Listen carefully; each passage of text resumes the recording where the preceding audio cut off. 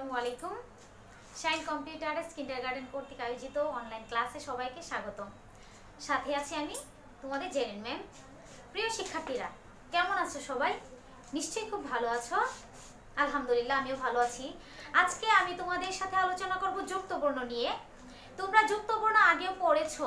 তোমাদের দ্বিতীয় সেমিস্টারে যে অধ্যায়গুলো আছে বাংলা, এই অধ্যায় ভিত্তিক, অর্থাৎ তোমাদের যে গল্প এবং কবিতাগুলো আছে, এই গল্প ও কবিতাগুলোতে যে যুক্তবর্ণগুলো ব্যবহৃত হয়েছে, এই যুক্তবর্ণগুলো তোমাদেরকে পড়াবো।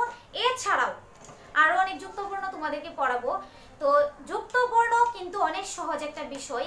এখানে তুমি বর্ণটি দেখে যে যুক্ত থাকে, একত্র থাকে দুইটা বর্ণ বা দুইটা তিনটা অনেক সময় থাকে, তো এই বর্ণগুলো একত্রে মিলে যে যুক্ত বর্ণ হয়েছে, এই যুক্ত বর্ণটিকে তোমরা প্রথমে ভাঙবা, ভেঙে পড়ে একটা শব্দ গঠন করে ওই শব্দটা দিয়ে বাক্য তৈরি করবা। তো এগুলো কিন্তু একদমই মুখস্থের বিষয় না যে তোমাদের মুখস্থ করতে হবে, বুঝতে হবে, খুব কঠিন বিষয়, এরকম কিছু না। যুক্তবর্ণ খুবই সহজ একটি বিষয় এবং খুব সহজেই যুক্তবর্ণ লেখা যায়। তো আজকে আমরা যুক্তবর্ণ পড়ব। সবাই বোর্ডে খেয়াল করো। দেখো, আমরা যে যুক্তবর্ণগুলো লিখেছি বোর্ডে, এগুলো হচ্ছে তোমাদের যে পাঠ্য বই, অর্থাৎ তোমাদের দ্বিতীয় সেমিস্টারের গল্প থেকে এবং কবিতা থেকে সংগ্রহ করা হয়েছে। যে যুক্তবর্ণগুলো ব্যবহৃত আছে ওইখানে এগুলো। তো এছাড়াও তোমাদের পরীক্ষায় যে কোনো ধরনের যুক্তবর্ণ আসতে পারে। যুক্তবর্ণের কোনো ধরাবাঁধা নেই, কারণ অনেক যুক্তবর্ণ আছে আর সবগুলো যুক্তবর্ণই মোটামুটি সহজ, কয়েকটি ছাড়া, একটু ভিন্ন রকম কয়েকটা ছাড়া সবগুলোই মোটামুটি দেখলেই তোমরা বুঝতে পারবে যে এখানে কোন কোন বর্ণ আছে। তো দেখো, আমরা এগুলো দিয়ে শুরু করি। সবাই একটু খেয়াল করো, আমরা আজকে যে যে যুক্তবর্ণগুলো পড়বো এগুলো হচ্ছে, তোমরা আগে এই যুক্তবর্ণগুলো খাতায় উঠাবে, সবগুলো সুন্দর করে এগুলো উঠাবে।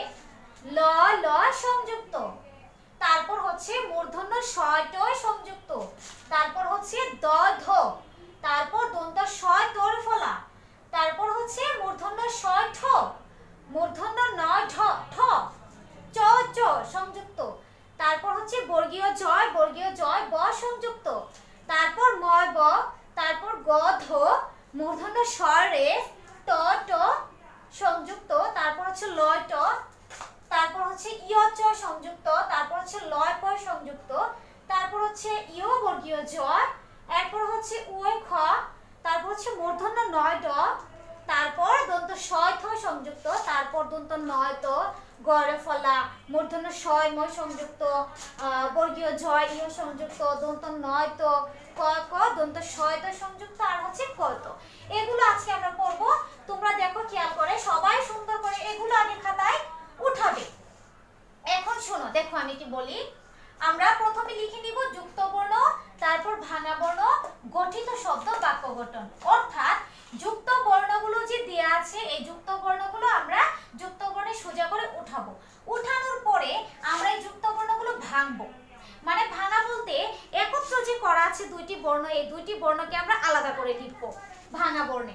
তারপরে এই যুক্ত বর্ণটি দিয়ে আমরা একটি শব্দ গঠন করব এবং যে শব্দটি গঠন করব ওই শব্দটি দিয়ে আমরা একটি বাক্য তৈরি করব। তাহলে খেয়াল করো সবাই, দেখো এখানে প্রথম যুক্ত বর্ণটি হচ্ছে ল ল সংযুক্ত। তাহলে এখানে দেখো কি কি বর্ণ আছে, দেখলে খুব সহজে আমরা খেয়াল করতে পারছি যে এখানে দুইটি বর্ণ আছে, ল আরেকটা ল, মানে দুইটা ল আছে এখানে। এই দুইটা ল একসাথে মিলে যুক্ত বর্ণটি গঠিত হয়েছে। এই যুক্ত বর্ণটি দিয়ে আমরা একটি শব্দ লিখব, যেমন আল্লাহ। আমরা এই আল্লাহ শব্দটি দিয়ে একটি বাক্য তৈরি করব, যেমন আল্লাহ আমাদের রব।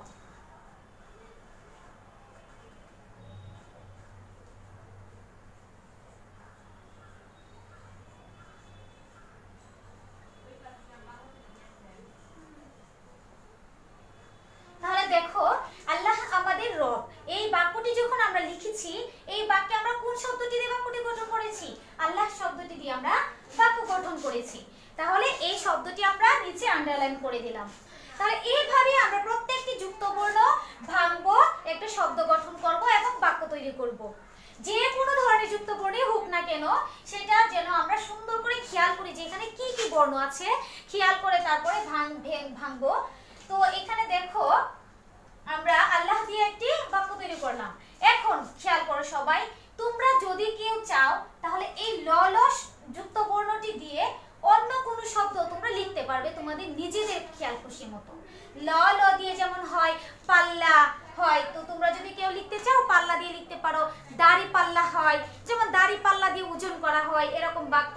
মানে মোট কথা হচ্ছে তোমরা যুক্ত বর্ণটি সঠিকভাবে ভাঙবে, মানে ভাঙার পরে ওই যুক্ত বর্ণটিতে তোমরা নিজেদের খেয়াল খুশি মতো ইচ্ছে মতো সুন্দর করে একটি অর্থবোধক শব্দ লিখবে এবং ওই শব্দটি দিয়ে তোমাদের ইচ্ছে মতো করে একটি বাক্য লিখবে।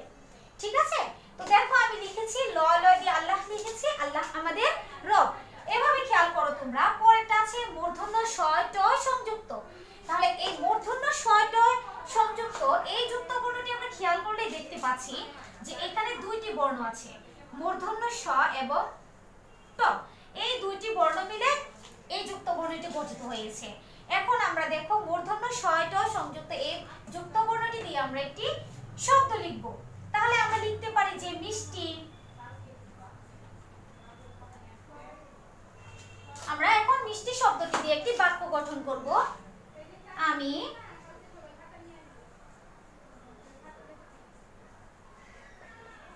মিষ্টি খেতে পছন্দ করি।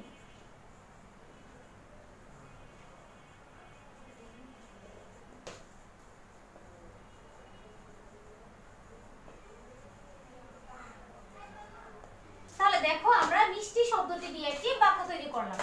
এভাবে আমরা প্রত্যেকটি যুক্ত বর্ণ সুন্দর করে ভাঙবো। তারপর দেখো আছে মূর্ধন্য ন আর হচ্ছে ড। এখানে খেয়াল করো, এটা কিন্তু তোমরা ভুলেও যেন কেউ দন্তন্য লিখতে না যাও, এটা কিন্তু মূর্ধন্য। কারণ এখানে দেখো যে যুক্ত বর্ণটি লেখা হয়েছে এটার উপরে কিন্তু মাত্রা নেই। ঠিক আছে? তাহলে এটা কি মূর্ধন্য। তাহলে আমরা যুক্ত বর্ণ কিভাবে লিখব? মূর্ধন্য ন আর হচ্ছে ড। এখন আমরা এই যুক্ত বর্ণটি দিয়ে একটি বাক্য গঠন করব, যেমন প্রচন্ড। প্রচন্ড হয়, তাহলে আমি এই প্রচন্ড শব্দটি দিয়ে একটি বাক্য গঠন করব, যেমন আজ প্রচন্ড গরম।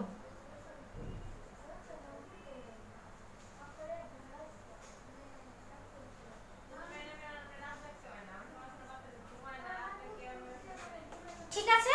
তারপর খেয়াল করো সবাই, এখানে আছে দেখো একটু সবাই খেয়াল করো, পরের যে যুক্ত বর্ণটি এটা হচ্ছে দন্ত স, নিচে এইভাবে একটি বর্ণ দেয়া আছে।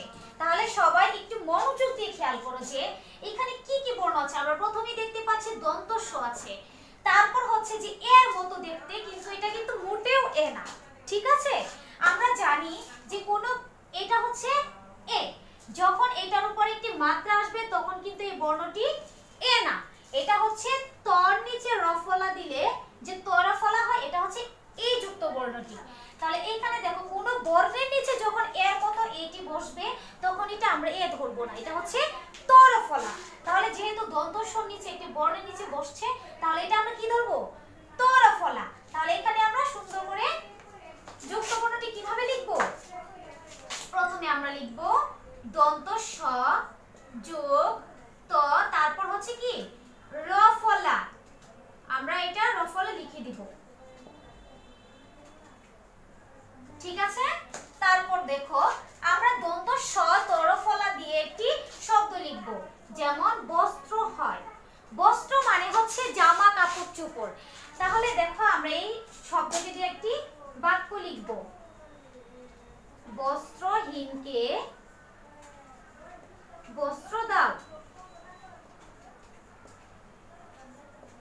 মানে হচ্ছে যার জামা কাপড় কাপড় চোপড় নেই তাকে কি দাও? কাপড় দাও, এরকম। তো আমরা লিখে বস্ত্রহীনকে বস্ত্র দাও। তারপর আছে দেখো মূর্ধন্য স, সরি দেখো এখানে যুক্ত বর্ণটি দেখলে সবাই খুব সহজে বুঝতে পারবে যে এখানে আছে কি মূর্ধন্য স, এটার সাথে ঠ। তার মানে এখানে কি হবে? মূর্ধন্য স হবে আর সাথে হবে ঠ। এই দুইটি বর্ণ মিলে এখানে মূর্ধন্য স এটা যুক্ত বর্ণটি হয়েছে। তাহলে দেখো এখানে আমরা কিভাবে ভাঙবো? মূর্ধন্য স আর সাথে আছে ঠ। এটি দিয়ে আমরা একটি শব্দ লিখব, যেমন হয় ষষ্ঠ। ষষ্ঠ দিয়ে আমরা একটি বাক্য লিখব, যেমন সে ষষ্ঠ শ্রেণীতে পড়ে।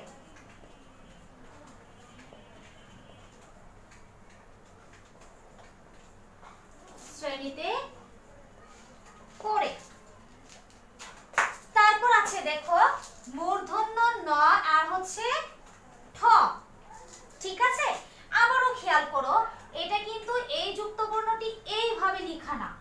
এইটার উপরে কিন্তু মাত্রা নেই, তাহলে এটা কি হবে? মূর্ধন্য। আর সবচেয়ে বড় কথা হচ্ছে যে ট ঠ ড ঢ এই বর্ণগুলোর সাথে যখন যুক্ত হবে তখন এটি দন্তন্য হবে না, কারণ ট বর্গীয় বর্ণের সাথে কখনো দন্তন্য হয় না, মূর্ধন্য হয়। তাহলে এখানে কি কি বর্ণ আছে দেখো সবাই খেয়াল করো, এখানে আছে মূর্ধন্য ন এবং ঠ। তাহলে আমরা একটি শব্দ লিখব, যেমন আমরা আগেও পড়েছিলাম যখন বুট বইয়ের গুলো পড়েছিলাম। এখানে আমরা লিখেছিলাম কণ্ঠ, কোকিল সুরেলা কণ্ঠে গান গায়।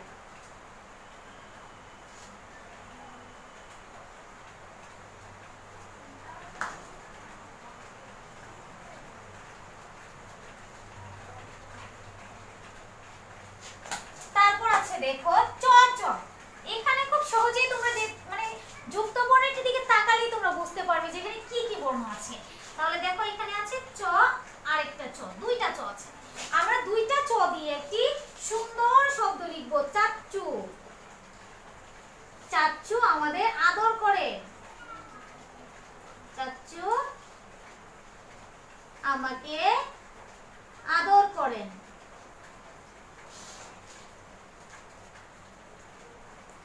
তাহলে আবারও সবাই খেয়াল করো, আমরা যে যুক্ত বর্ণগুলো লিখেছি ল ল সংযুক্ত, এখানে কি কি বর্ণ আছে? ল আর একটা ল, আল্লাহ আল্লাহ আমাদের র। তারপর হচ্ছে মূর্ধন্য ষ, এটা মিষ্টি, আমি মিষ্টি খেতে পছন্দ করি। তারপর হচ্ছে মূর্ধন্য ন ড, প্রচন্ড, আজ প্রচন্ড গরম। তারপর হচ্ছে দন্ত শ তরফলা, বস্ত্র, বস্ত্রহীনকে বস্ত্র দাও। তারপর হচ্ছে মূর্ধন্য ষ ঠ সংযুক্ত, ষষ্ঠ, সে ষষ্ঠ শ্রেণীতে পড়ে। তারপর হচ্ছে মূর্ধন্য নয় ঠ, কণ্ঠ, কোকিল সুরেলা কণ্ঠে গান গায়। চ চ, চাচ্চু, চাচ্চু আমাকে আদর করে। এভাবে আমরা সবগুলো যুক্ত বর্ণ সুন্দর করে লিখেছি। তাহলে আমি মুছে ফেলি, তোমরা সুন্দর করে খাতায় উঠিয়ে আছো নিশ্চয়? হ্যাঁ, তোমরা সুন্দর করে আমার সাথে সাথে বুঝবে এবং খাতায় উঠাবে।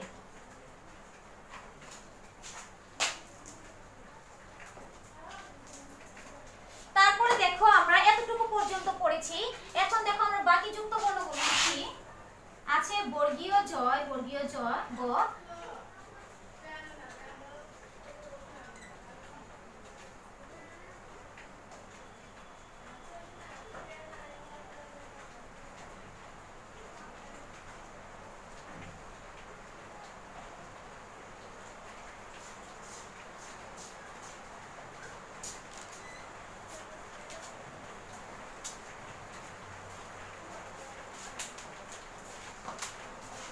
সবাই খেয়াল করো, এখানে যে আমি যুক্ত বর্ণটি লিখেছি এখানে তোমরা একটু ভালো করে খেয়াল করলে বুঝবে যে এখানে দেখো কি কি বর্ণ আছে। প্রথমেই আছে বর্গীয় জ, তার সাথে কি আরেকটি বর্গীয় জ যুক্ত হয়েছে, তার সাথে হচ্ছে ব। তাহলে আমরা এই যুক্ত বর্ণটি কিভাবে লিখব? বর্গীয় জ সাথে হচ্ছে ব। এই যুক্ত বর্ণটি দিয়ে আমরা একটি শব্দ গঠন করব, যেমন হয় উজ্জ্বল। উজ্জ্বল অনেকের নামও হয়ে থাকে, তাহলে আমরা নাম লিখি যে তার নাম উজ্জ্বল বা আমার বন্ধুর নাম উজ্জ্বল।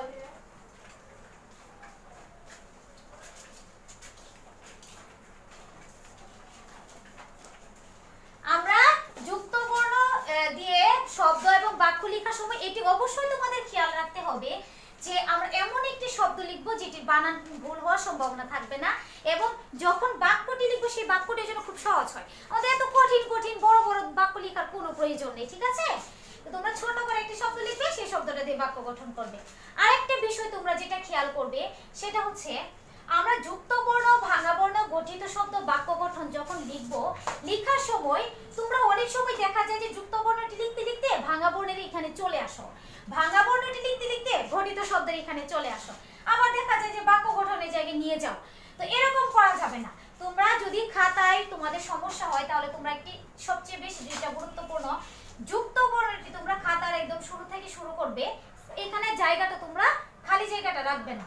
তারপর এই যে হাইফেন দিয়ে খুব কাছাকাছি ভাঙা বর্ণ লিখবে, কারণ যুক্ত বর্ণ যে এইটিতে খুব বেশি জায়গা আমাদের লাগে না, ভাঙা বর্ণেও খুব বেশি জায়গা লাগে না, গঠিত শব্দতেও না। আমাদের যে জায়গাটা বেশি লাগে এটা হচ্ছে বাক্য গঠনে, ঠিক আছে?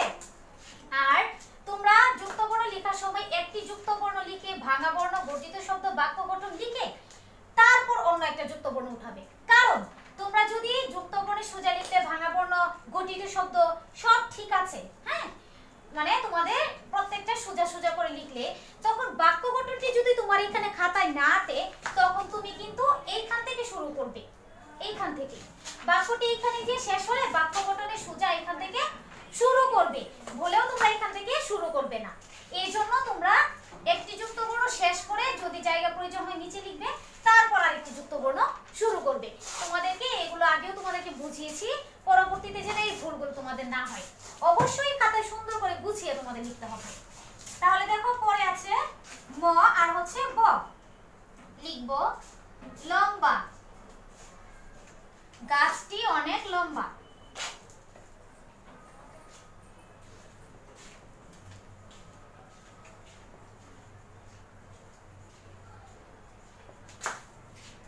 তারপর আছে দেখো এখানে গ, গর সাথে এভাবে একটি বর্ণ আছে, তো তুমি কিন্তু এটাকে গর সাথে ব ধরতে পারবা না, কারণ গর সাথে যে এইভাবে একটি চিহ্ন দেয়া আছে, তার মানে হচ্ছে এটা গ আর হচ্ছে ধ, এই দুটি বর্ণ আছে। তাহলে আমরা এখানে কি লিখব? গ আর ধ। লিখব মুগ্ধ, তাকে দেখে আমি মুগ্ধ হলাম।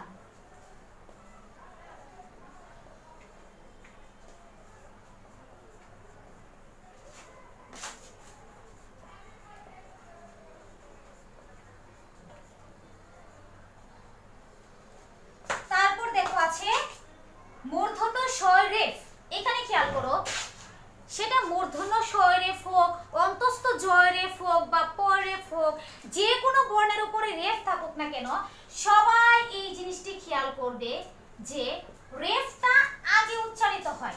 যেমন দেখো বর্ষা আমরা লিখি, তখন দেখো বর, বর, রেফ মানে হচ্ছে বৈশিষ্ট্য র এর সংক্ষিপ্ত রূপ। তাহলে দেখো বর, তাহলে বর পরে কোনটা আসছে? রেফের উচ্চারণটা আসছে, তার মানে রেফটা আগে আসবে, মূর্ধন্য ষটা পরে যাবে।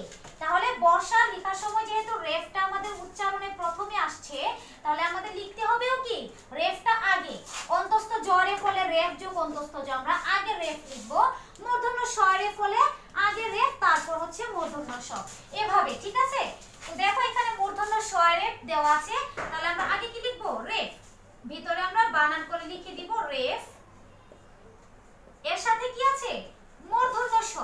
আমরা লিখব বর্ষা, বর্ষাকালে বৃষ্টি হয়।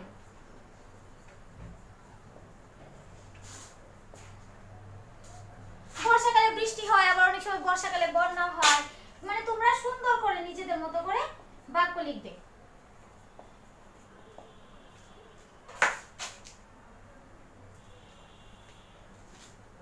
তারপর দেখো আছে ট, আরেকটা হচ্ছে ট। দেখো এইটা সবাই খেয়াল করো, এইখানে এইভাবে একটা চিহ্ন দেয়া আছে, যদি ট এর নিচে এইভাবে সোজা করে দিই, এইভাবে থাকে রফলা, তাহলে কিন্তু এটা ট রফলা। টর নিচে যদি রফলার মতো দেয়া থাকে তাহলে এটা ট রফলা, কিন্তু যদি এই ট বর্ণটির নিচে এইভাবে দেয়া থাকে তাহলে তোমরা কিন্তু ভুলেও এটা রফলা লিখবে না, এটা রফলা না, এটা হচ্ছে টর সাথে ট, মানে দুইটা ট সংযুক্ত। তাহলে আমরা লিখব কি? ট আর ট। তারপরে এটা দিয়ে আমরা একটি শব্দ গঠন করব, ছোট্ট, ছোট্ট। দেখো দুইটা বর্ণ আসছে, ট দুইবার আসছে, তাহলে আমরা এটা দিয়ে বাক্য লিখব ছোট্ট মনে অনেক আশা।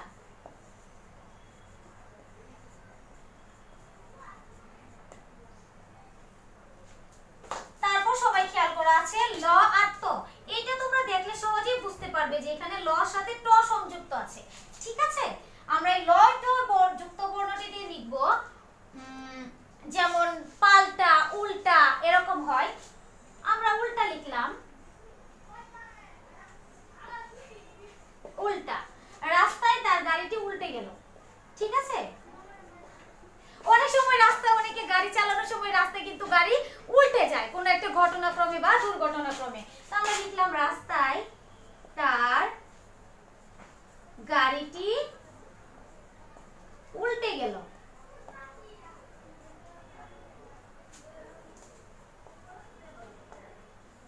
ঠিক আছে?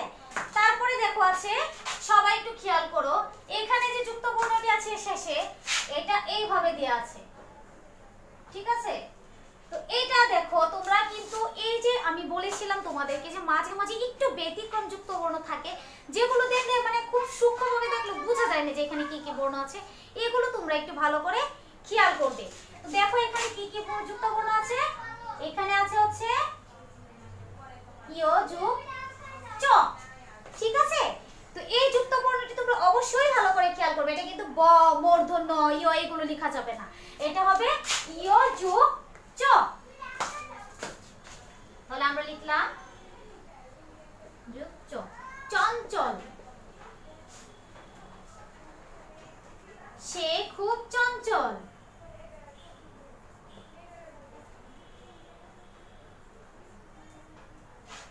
ঠিক আছে, তাহলে তোমরা এই যুক্ত বর্ণগুলো ভালো করে খেয়াল করো এবং খাতায় উঠাও। দেখো সবাই একটু সময় নিয়ে উঠাও এবং দেখো আমি আবারও বলছি তোমরা উঠাও। বর্গীয় জয় বর্গীয় জয় ব সংযুক্ত উজ্জ্বল, তার নাম উজ্জ্বল। ময় ব লম্বা, গাছটি অনেক লম্বা। গয় ধ সংযুক্ত মুগ্ধ, তাকে দেখে আমি মুগ্ধ হলাম। রেফ যোগ মূর্ধন্য স বর্ষা, বর্ষাকালে বৃষ্টি হয়। টয় টয় সংযুক্ত ছোট্ট, ছোট্ট মনে অনেক আশা। লট উল্টা, রাস্তায় তার গাড়িটি উল্টে গেল। ইয়চ চঞ্চল, সে খুব চঞ্চল। আচ্ছা দেখো এই পর্যন্ত, তারপরে দেখো আমরা বাকি যুক্ত বর্ণগুলো লিখি।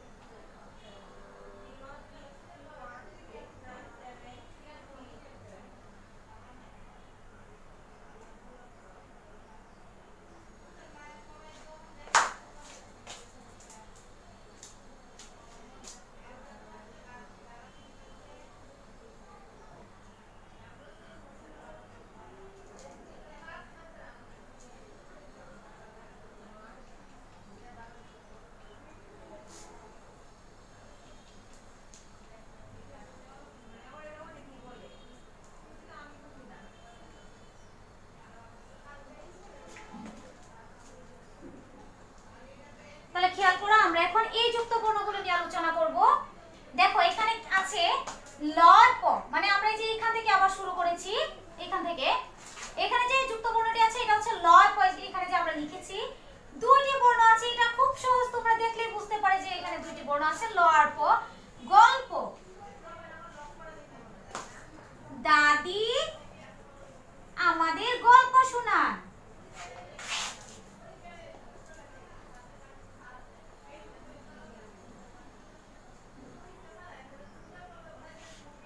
তারপর আছে দেখো, এটা একটু খেয়াল করো সবাই, দেখো এইভাবে সুন্দর করে একটি যুক্ত বর্ণ দেয়া আছে। এখানে হচ্ছে তোমার মূর্ধন্য ন বর্গীয় জ ইয় এগুলো না, এখানে আছে হচ্ছে ইয় আর হচ্ছে বর্গীয় জ। সবাই একটু খেয়াল করো, এই যে এই মাথাটা এটা কিন্তু ইয়র মতো এখানে গিয়েছে, তারপরে যে এই জায়গাটা আসছে আর এটা হচ্ছে বর্গীয় জ, ঠিক আছে? তো এই যুক্ত বর্ণটি আমরা এইভাবে লিখব। এই যুক্ত বর্ণটা আমরা বোর্ড বই যখন পড়েছিলাম, গল্পের মধ্যে আমরা পড়েছিলাম, সবাই একটু খেয়াল করে দেখো যে খঞ্জনা, আমরা খঞ্জনা শব্দটি লিখেছিলাম। খঞ্জনা, খঞ্জনা একটি পাখির নাম, খঞ্জনা একটি পাখি।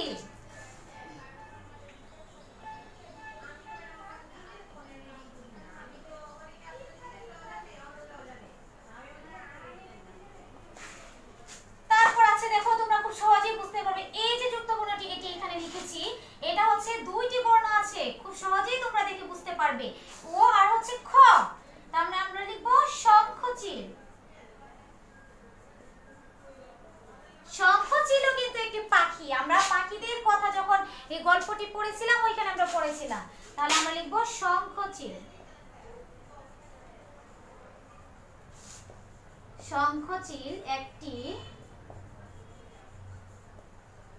পাখির নাম। তারপর আছে দেখো দন্ত স্বর সাথে থ। এখানে যে যুক্ত বর্ণটি এটি কি দন্ত স আছে আর সাথে আছে থ। আমরা কি লিখব সুস্থ। ঠিক আছে, সে এখন অনেকটা সুস্থ।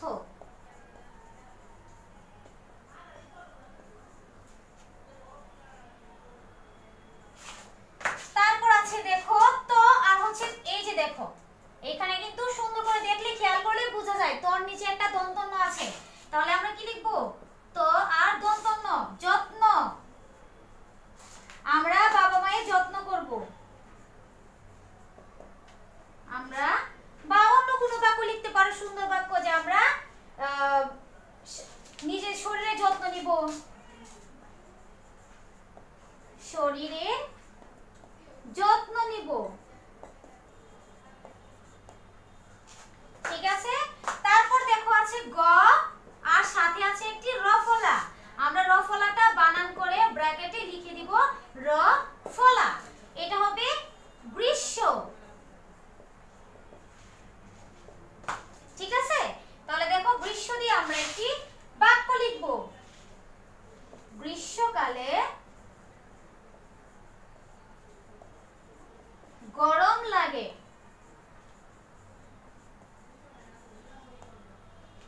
ঠিক আছে, তারপর দেখো আছে মূর্ধন্য স্বর সাথে ম।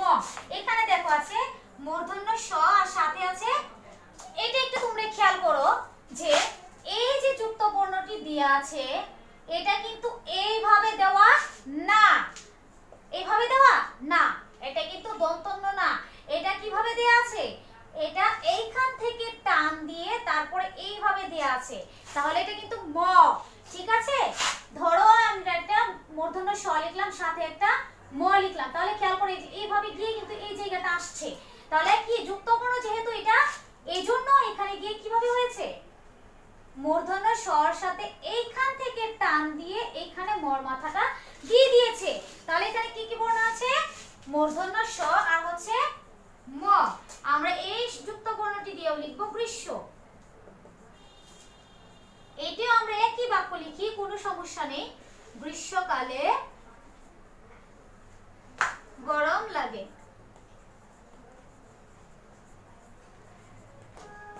হ্যাঁ, দেখো সবাই আবার একটু খেয়াল করো আমরা কি কি যুক্ত বর্ণ লিখলাম। লয় প গল্প, দাদি আমাদের গল্প শোনান। ইয় বর্গীয় জ খঞ্জনা, খঞ্জনা একটি পাখির নাম। ওখ শঙ্খচিল, শঙ্খচিল একটি পাখির নাম। দন্ত সর্থ সুস্থ, সে এখন অনেকটা সুস্থ। ত দন্ত ন যত্ন, আমরা শরীরের যত্ন নিব। গড় ফলা গ্রীষ্ম, গ্রীষ্মকালে গরম লাগে। মূর্ধন্য ম গ্রীষ্ম, গ্রীষ্মকালে গরম লাগে। তোমরা এই যুক্ত বর্ণগুলো সুন্দর করে খাতায় উঠাও।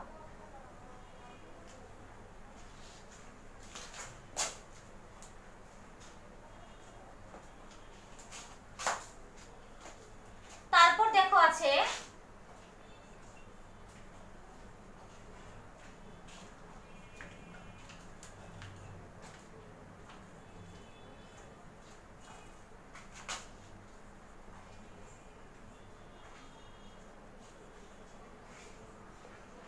দেখো এই যে যুক্ত বর্ণটি এটি সবাই খেয়াল করো এইভাবে কিন্তু দেয়া আছে। ঠিক আছে, তো এখন তোমরা একটু ভালো করে খেয়াল করো এটা কিন্তু এইভাবে তোর মতো দিয়ে এইভাবে না। এই যুক্ত বর্ণটি এইভাবে কিন্তু দেওয়া না যে তোর সাথে ইউ আছে। এই যুক্ত বর্ণটি হচ্ছে এইভাবে বর্গীয় জর মতো করে দিয়ে এইভাবে মাথা দিয়ে তারপরে হচ্ছে ইয়, মানে হচ্ছে এখানে কি কি বর্ণ আছে ইয় আর হচ্ছে বর্গীয় জ।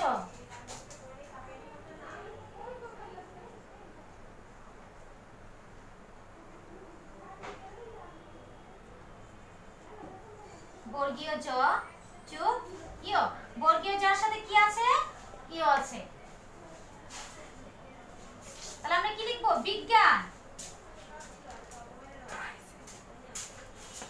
আমার একটি বিজ্ঞান বই আছে।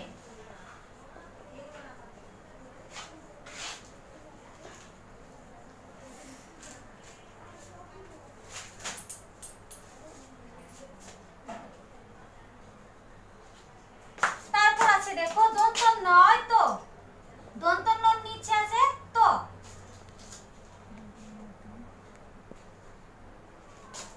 শান্ত। মেয়েটি অনেক শান্ত বা ছেলেটি অনেক শান্ত।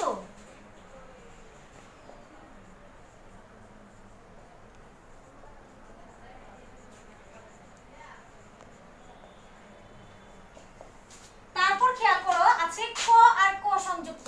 এখানে তোমরা খুব সহজে বুঝতে পারো যে দেখো ক এর নিচে আরেকটি ক আছে, মানে দুইটি ক একসাথে মিলিত হয়ে একটি যুক্ত বর্ণ গঠিত হয়েছে। এখানে দুইটি ক আমরা লিখব। তাহলে দুইটি ক দিয়ে আমরা কি কি শব্দ লিখতে পারি?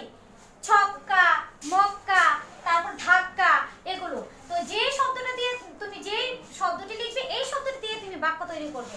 তাহলে দেখো আমরা লিখতে পারি ধাক্কা।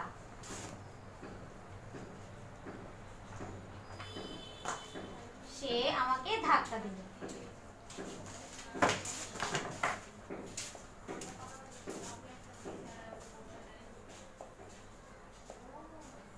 বা মক্কা, মক্কা একটি পবিত্র স্থান। তারপর আছে দেখো দন্ত স তো, দন্ত স হচ্ছে তো, আমরা কি লিখবো? দন্ত স তো। বস্তা, সস্তা, এগুলো আমরা লিখতে পারি। যেমন সস্তা লিখি আমরা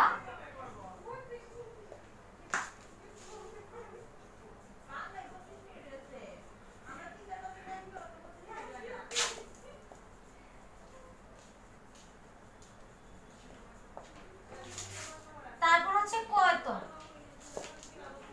শক্ত।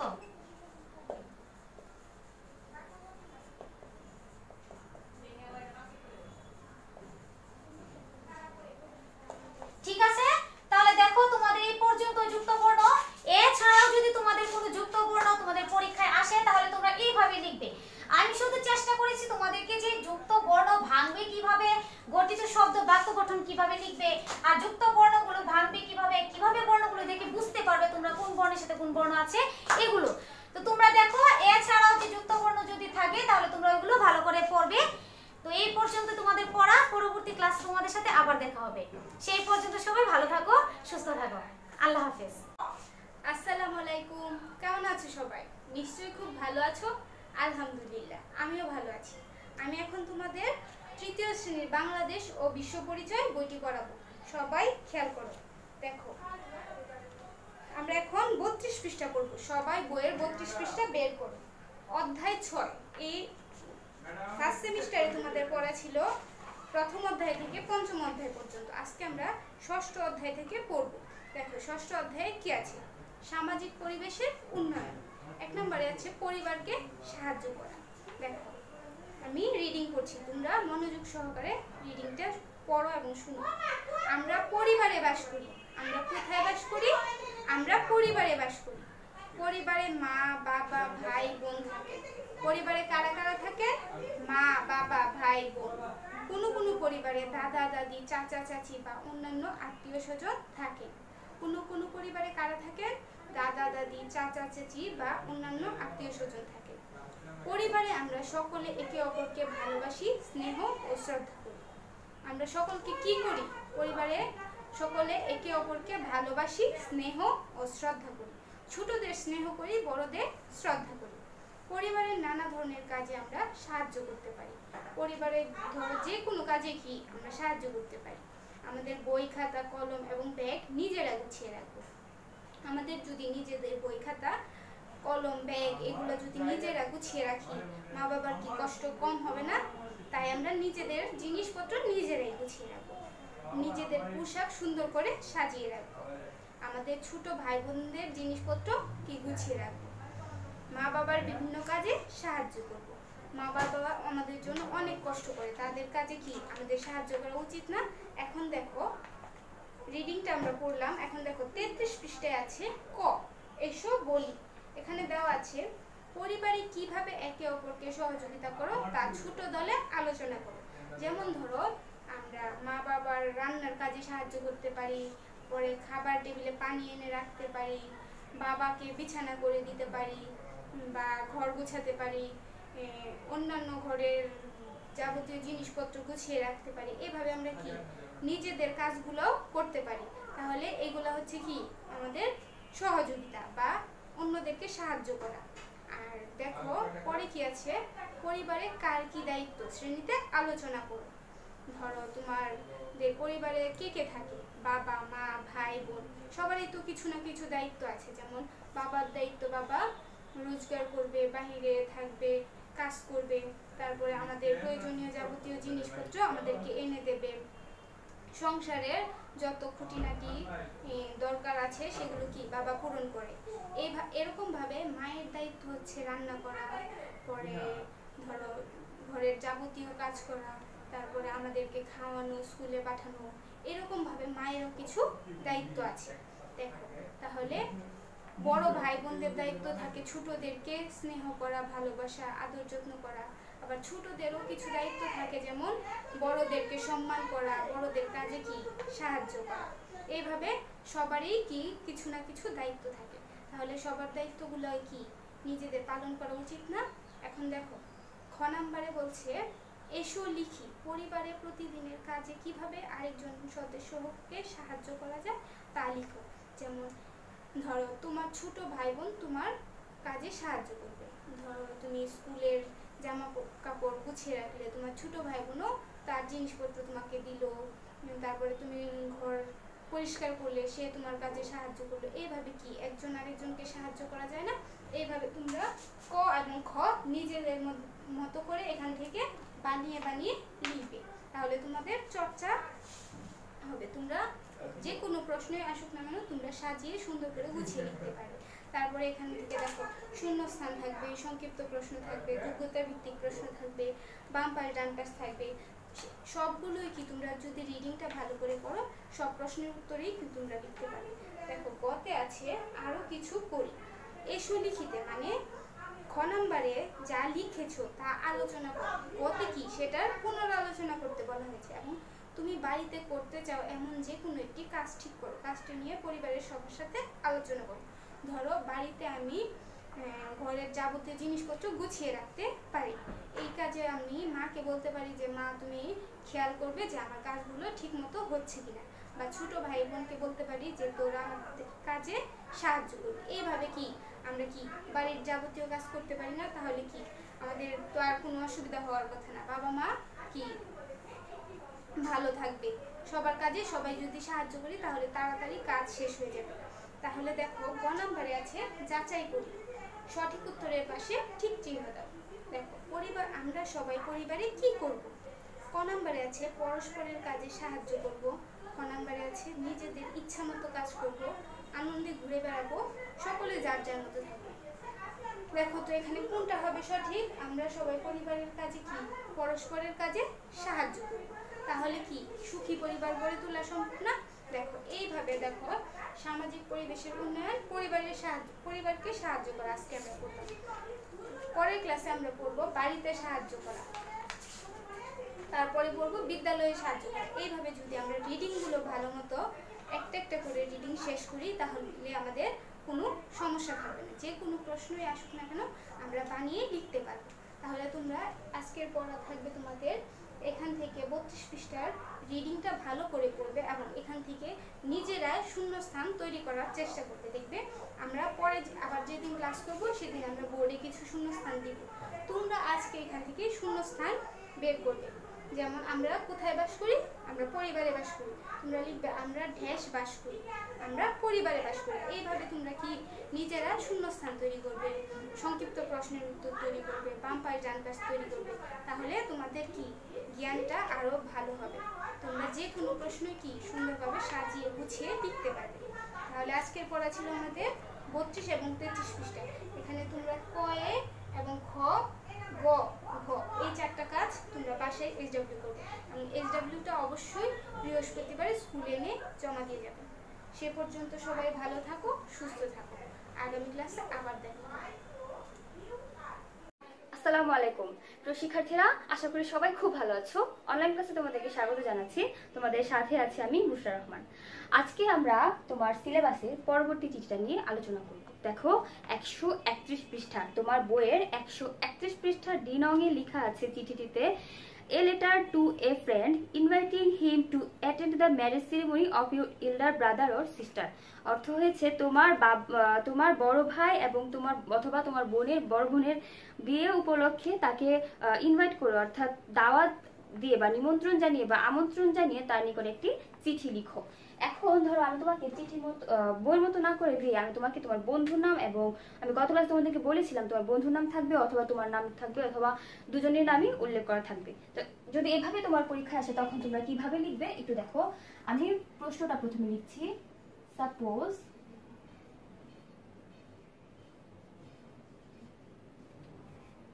you are Adi. You are Adi. Your friend name is and your friend name is and your friend name is Rahul. Now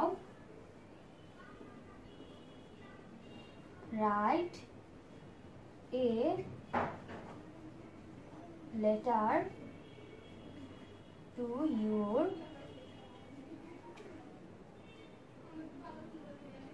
friend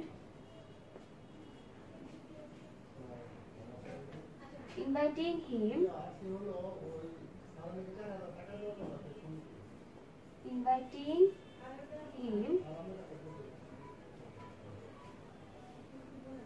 to attend the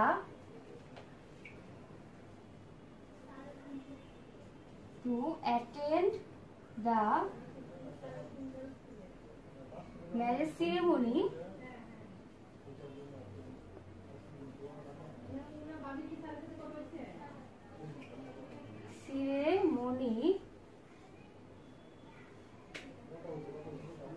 of your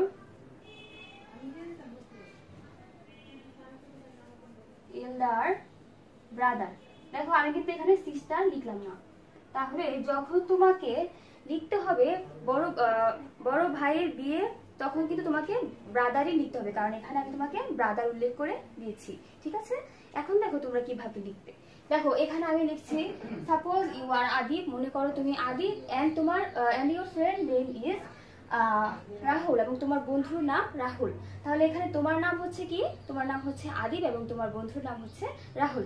তাহলে এখন তোমাকে লিখতে হবে প্রথমে কি লিখবে, তোমার ঠিকানা লিখবে। ধরো তুমি 32 কিশোরগঞ্জ থাকো, তো তাহলে 32 কিশোরগঞ্জ লিখলে এই পাশে, এবং আমি গত ক্লাসে তোমাদেরকে কি বলেছিলাম, সবকিছু কিন্তু কি এক পাশে লিখতে হবে। ঠিক আছে, তাহলে 32 কিশোরগঞ্জ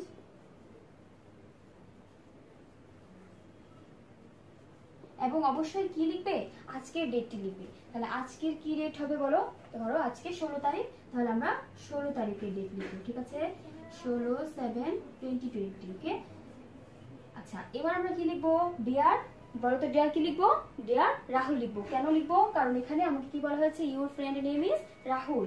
তাহলে ডিয়ার রাহুল, প্রিয় Rahul.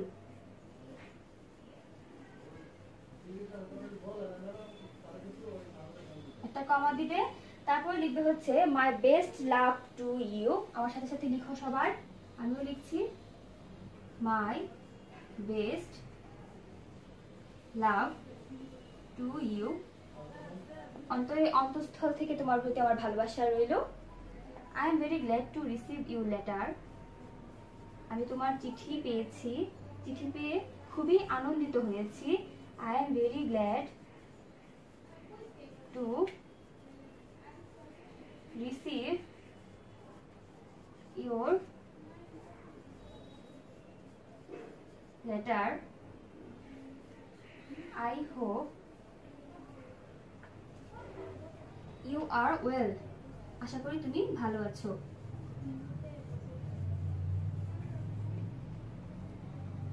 You would be glad to know that, তুমি জেনে খুশি হবে যে you will be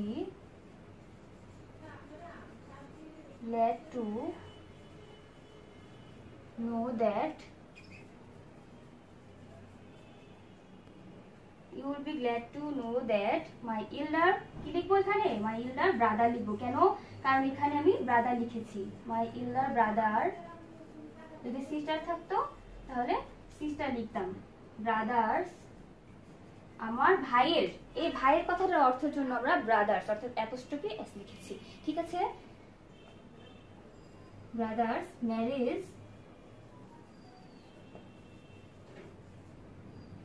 is going to take place on the,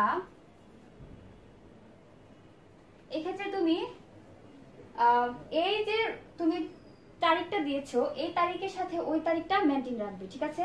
তুমি 16 তারিখ 16/7 অর্থাৎ জুলাইয়ের 16 তারিখে তুমি চিঠিটাকে লিখছো। তোমার ভাইয়ের বিয়ে কিন্তু তার আগে দিলেই হবে না। ঠিক আছে? তারপরে দিতে হবে, কারণ ভাইয়ের বিয়ের দাওয়াত দিচ্ছ, তাহলে ভাইয়ের বিয়ের আগে মানে বিয়ে হয়ে যাওয়ার আগে দাওয়াত দিবে নাকি বিয়ে হওয়ার সময় দাওয়াত দিবে? তাহলে বিয়েটা নিশ্চয়ই পরে হবে। তাহলে লিখবে তুমি এখানে হচ্ছে, যেহেতু জুলাইয়ের মাস না এখন, তাহলে আমরা 15 আগস্ট। এক্ষেত্রে তারিখ অথবা মান্থ, এই বিষয়গুলো তোমরা অবশ্যই খেয়াল রাখবে। ঠিক আছে? Instant,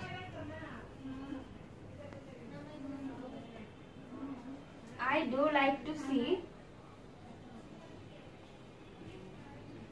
I do like to see you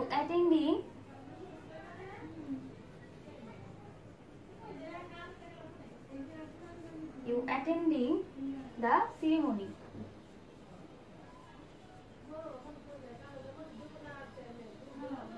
My parents also, আমার মা বাবা সব সময় কি আমাকে জিজ্ঞাসা করছে। My parents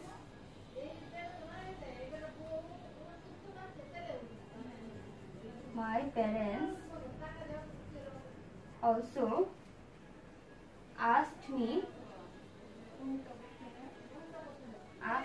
to invite you. আমার বাবা মা সবসময় বলছে তোমাকে আমি যেন দাওয়াত দিই। ইনভাইট অর্থ হচ্ছে দাওয়াত দেওয়া। ঠিক আছে? Invite you. তারপর দেখো, some of your friends will also attend the same. আমার আরো কিছু বন্ধু কি বিয়েতে যোগদান করছে। some of আমাদের আরো কিছু বন্ধু বান্ধব কি আসছে। our friends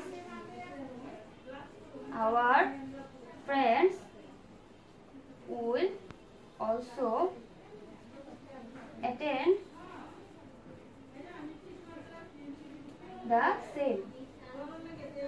তারাও একইভাবে কি আসছে আমার ভাইয়ের বিয়েতে। তো এতটুকু পর্যন্ত তোমরা সবাই লিখলে, এবং লাস্টের ফিনিশিংটা কি দিবে সবাই একটু দেখো। তারপর আমরা কি লিখবো? My best regards to your parents and younger brothers. ঠিক আছে? সবাই নিশ্চয়ই এটা তুলে নিয়েছিলে।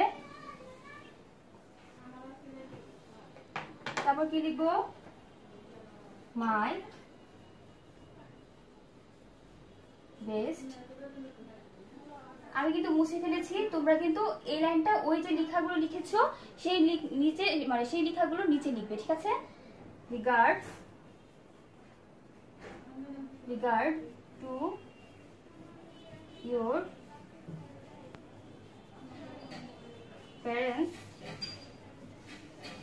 and love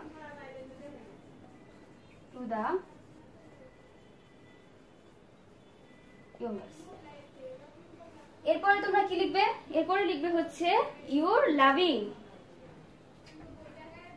ইউর, সবকিছু কি একই সিরিয়ালে লিখবে, মনে থাকবে অবশ্যই এক সিরিয়ালে লিখবে, আগেই বলেছি। ইউর লাভিং, তারপর কি দেবে? তোমার নাম দেবে। এখানে তোমার নাম কি বলো? তোমার নাম হচ্ছে এখানে আদিব। তাহলে ছেলেও আদিব লিখবে, মেয়েও মেয়েরাও আদিব লিখবে, কারণ এখানে মেয়েদের নাম উল্লেখ করে দেয়নি। যদি তোমাকে অপশন দিয়ে দিত মেয়ে হলে অন্য কিছু লিখো বা ছেলে হলে আদিবা, মেয়ে হলে অন্য কিছু বা আদিবা লিখো, তখন কিন্তু মেয়েরা আদিবা দিতে পারতে, ঠিক আছে। কিন্তু এখানে যেহেতু দেওয়া নেই, তাহলে সেক্ষেত্রে তোমাকে আদিবি দিতে হবে। আশা করি সবাই বুঝতে পেরেছো। এবং এবারে আসি হচ্ছে স্টেম্পে। দেখো আমি গত ক্লাসে তোমাদেরকে স্টেম্প বিষয়ে বুঝিয়েছিলাম, তাহলে আমাদের কিন্তু অবশ্যই স্টেম্প দিতে হবে, তাই না? স্টেম্প না দিলে তো চিঠি পৌঁছতে পারবে না। স্টেম্প ফ্রম টু, এই পাশে কার নাম লিখবো? এই পাশে লিখবো হচ্ছে যে চিঠিটা লিখছে। তাহলে কে লিখছিল? আদিব লিখছিল। আদিবের ঠিকানা কোথায় ছিল? 32 কিশোরগঞ্জ ছিল, তাই না?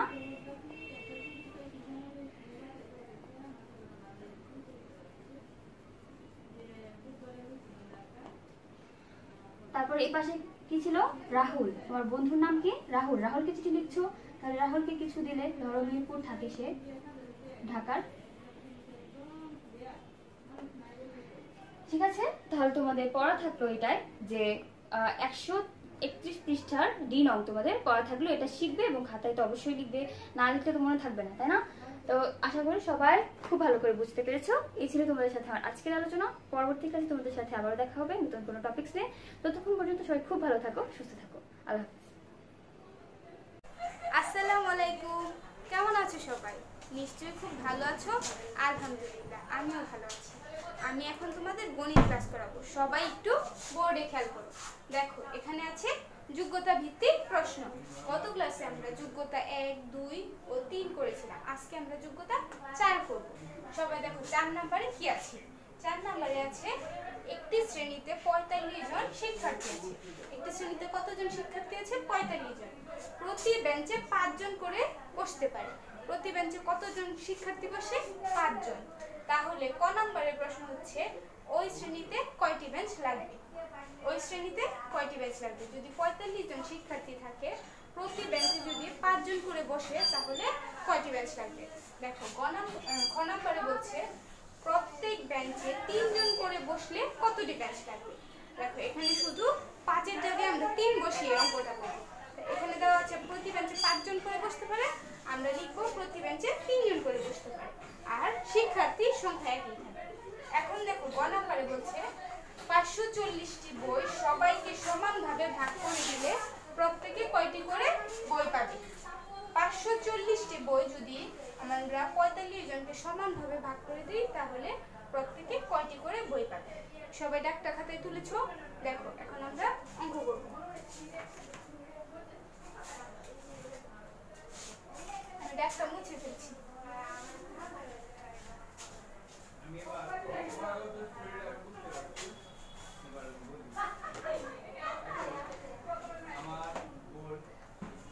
দেখো ডাকে কি ছিল? একটি শ্রেণীতে 45 জন শিক্ষার্থী আছে, প্রত্যেক বেঞ্চে 5 জন করে বসতে পারে। এখন ক নম্বরের প্রশ্ন হচ্ছে ওই শ্রেণীতে কয়টি বেঞ্চ লাগবে?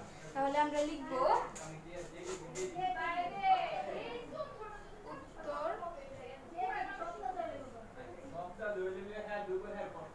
উত্তর ক নম্বর কি হবে?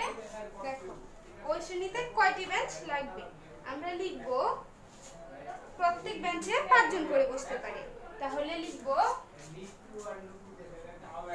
5 জন শিক্ষার্থীর জন্য লাগবে একটি বেঞ্চ। 5 জন শিক্ষার্থীর জন্য লাগবে একটি বেঞ্চ।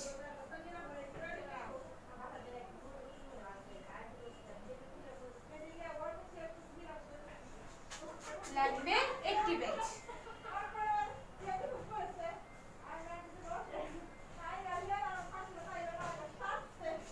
5 জন শিক্ষার্থীর জন্য লাগবে একটি বেঞ্চ। তাহলে দেখো সুতরাং 45 জন শিক্ষার্থীর জন্য লাগবে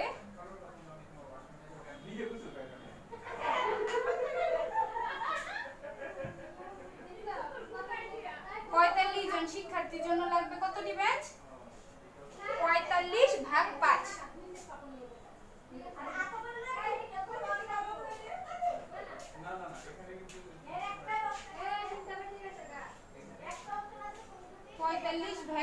ভাগ 5টি বেঞ্চ। তাহলে দেখো এখন আমরা অঙ্কটা যদি করি তাহলে এখানে কি করব, এখানে লিখব না, এখানে 5 ভাগ 45। এখন আমরা এখানে দেখো ভাজ্য কত, ভাজ্য হচ্ছে 45, 5 হচ্ছে ভাজক। আমরা 5 এর নামটা বলবো, সবাই একটু খেয়াল করো। 5 একে 5, 5 দুয়ে 10, 5 তিনে 15, 5 চারে 20, 5 পাঁচে 25, 5 ছয় 30, 5 সাতে 35, 5 আটে 40, 5 নয় 45।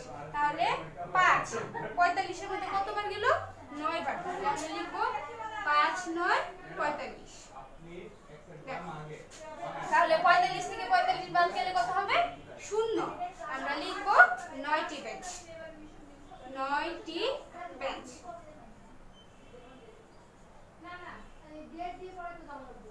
দেখো তাহলে 45 জন শিক্ষার্থীর জন্য লাগবে কতটি বেঞ্চ, 9টি বেঞ্চ। আমরা উত্তরটা নিচে লিখব, উত্তর 9টি বেঞ্চ। দেখো সবাই কিন্তু অঙ্কটা ঠিক এইভাবে করবে। তোমরা অনেকেই কি ভুলটা করেছো, দেখো এখানে 45 ভাগ 5 সমান সমান 9টি বেঞ্চ লিখেছো। তোমরা এখানে অঙ্কটি করে দেখাও নাই, যদি তোমরা করে না দেখাও তাহলে তোমাদের মার্ক কাটে যাবে। আর তোমরা উত্তরটা অনেকেই কি করেছো, এই জায়গা থেকে এই জায়গায় লিখেছো, সেটা কিন্তু একবারে ভুল। তোমরা উত্তরটা অবশ্যই এখানে অঙ্কটা করে দেখানোর পরে নিচে লিখবে, ঠিক আছে? দেখো এখন আমরা খ নাম্বার করব।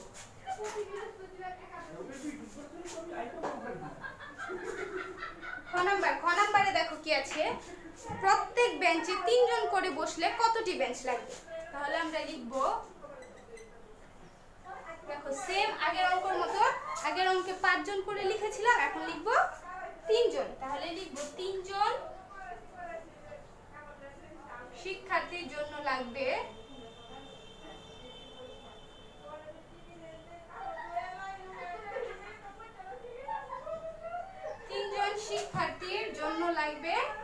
1টি বেঞ্চ।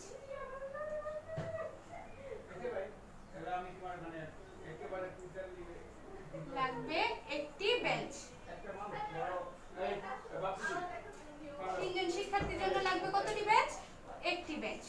তাহলে দেখো 45 জন শিক্ষার্থীর জন্য কয়টি বেঞ্চ লাগবে। আমরা লিখব, সুতরাং 45 জন শিক্ষার্থীর জন্য লাগবে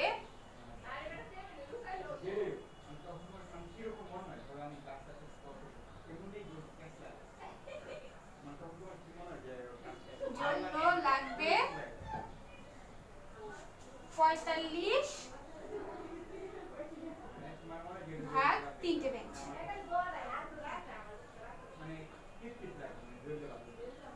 45 ভাগ 3টে বেঞ্চ। দেখো এখন অঙ্কটা আমরা নিচে করব। আমরা লিখব এখানে, খেয়াল করো 3 দিয়ে আমরা 45 কে ভাগ করব। দেখো 3 দেখো তো এখানে 4 এর মধ্যে যায় কিনা, ভাজ্যের ঘরে বামে যে সংখ্যাটা থাকবে সেই সংখ্যার মধ্যে আমরা গুণ দিয়ে দেখব সেই সংখ্যায় যায় কিনা। দেখো 3 থেকে 4 বড়, তাহলে 3 4 এর মধ্যে যাবে। তাহলে কতবার যায়, 3 একে 3, 3 দুয়ে 6। যদি আমরা 2 বার দেই তাহলে 6 হবে। 6 4 থেকে বড়, তাহলে কতবার যাবে, একবার। 3 একে 3। এখন দেখো 4 থেকে যদি আমরা 3 বাদ দিই তাহলে কত হবে, 1। আর উপরে যে ভাজ্য 5 আছে সেই 5টা আমরা নিচে নামিয়ে আনবো, তাহলে কত হলো, 15। 3 দেখো 15 এর মধ্যে কতবার যায়, 3 একে 3, 3 দুয়ে 6, 3 তিনে 9, 3 চারে 12, 3 পাঁচে 15। তাহলে কতবার গেল, 5 বার।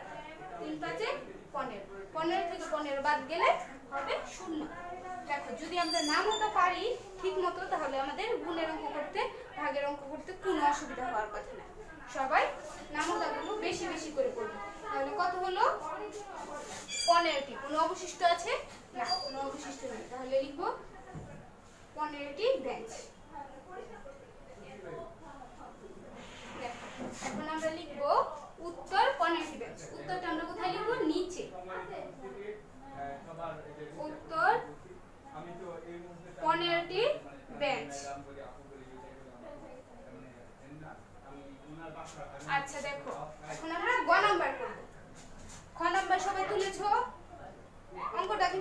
সহজ, সেম আগের অঙ্কের মতো। তোমরা একটু বুঝে অঙ্কগুলো করার চেষ্টা করবে, তাহলে আমাদের পরে আর সমস্যা হবে না। দেখো গ নাম্বারে কি বলছে, 540টি বই সবাইকে সমানভাবে ভাগ করে দিলে প্রত্যেকে কয়টি করে বই পাবে। এখন আমরা লিখবো গ, 540টি বই সবাইকে সমানভাবে ভাগ করে দিলে প্রত্যেকে কয়টি করে বই পাবে। তাহলে শিক্ষার্থী আছে কতজন? 45 জন। 45 জন শিক্ষার্থী পাবে 540টি বই। ডাকটা আমাদেরকে সুন্দরভাবে সাজাতে হবে। 45 জন শিক্ষার্থী পাবে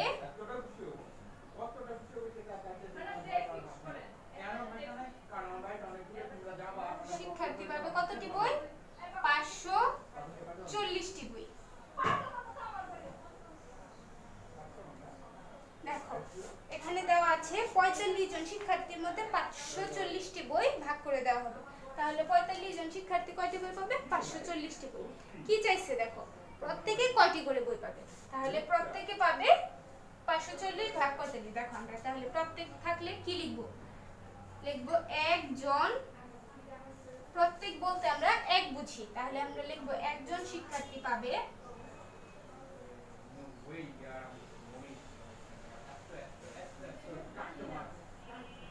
একজন শিক্ষার্থী পাবে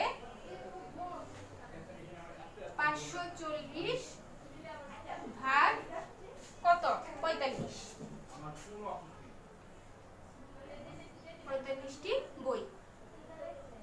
তাহলে আমরা লিখবো, দেখো অঙ্কটা যদি আমরা নিচে করি,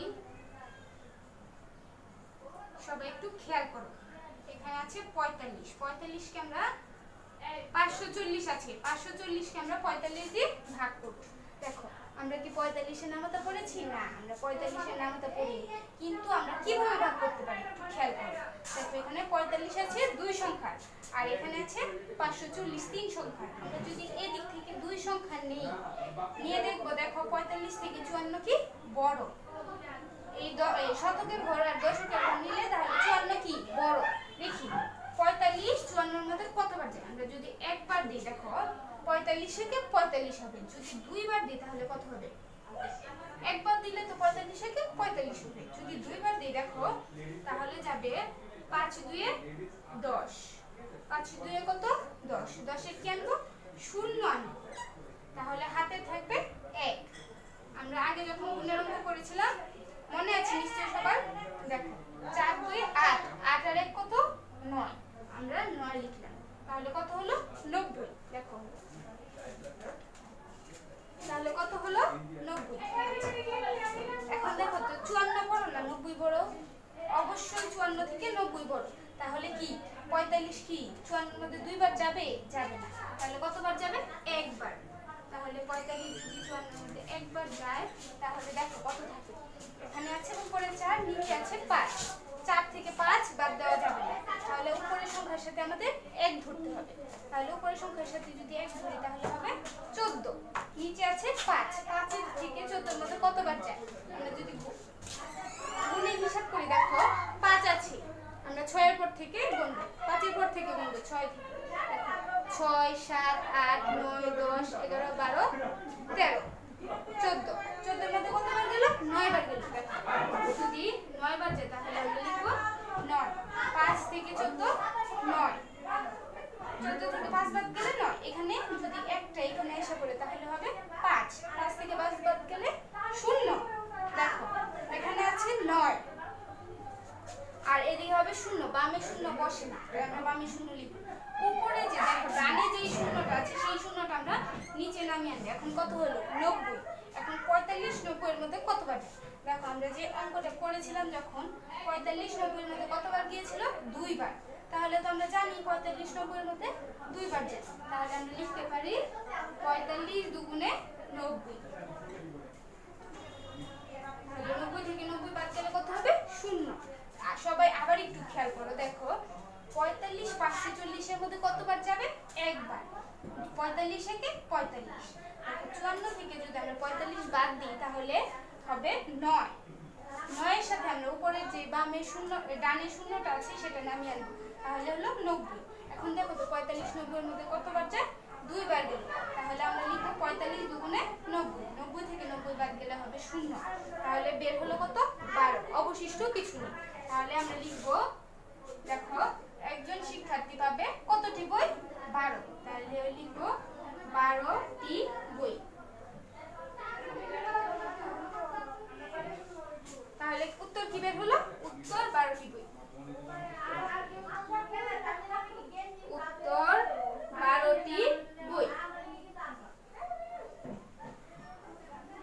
দেখো, তাহলে এই পর্যন্ত ছিল আমাদের আজকের অঙ্ক।